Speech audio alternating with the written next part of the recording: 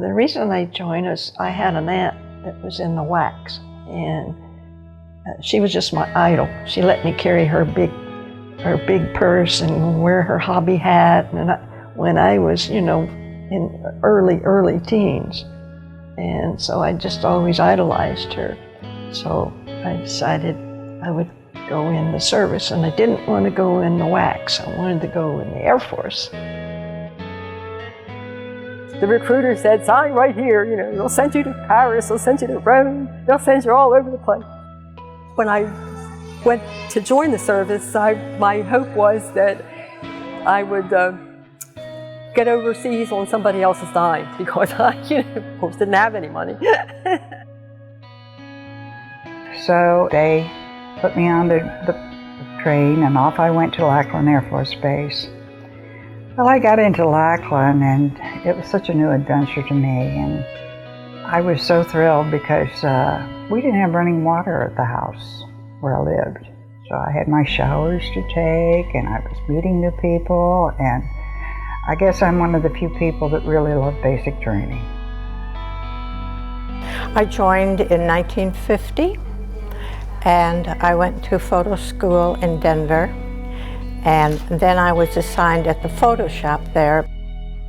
I worked at squadron level, and during that time frame, the old saying, I met a wonderful, handsome young man across the dance floor, and I think it was love at first sight for both of us.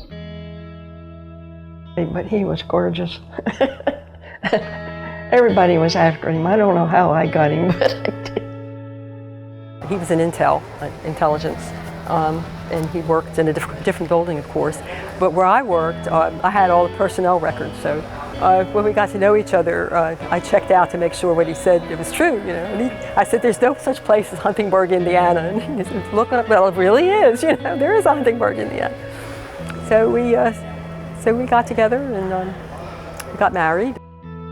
And then, being married, I became pregnant, and then I had to resign. I guess you'd call it resigning.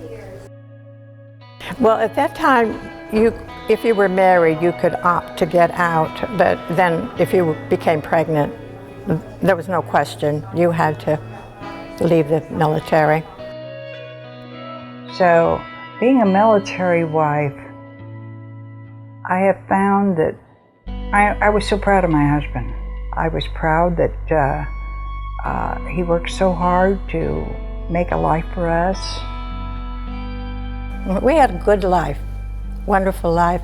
And I just enjoyed every bit of it. But in this day and age, I am so thankful that the young women today have the rights that they have. They're equal with the men. They're judged on their ability. I didn't appreciate at the beginning what I've learned to appreciate now, and that's however long or short you serve, you're part of a special group. We all share the same background, and that's a very special thing.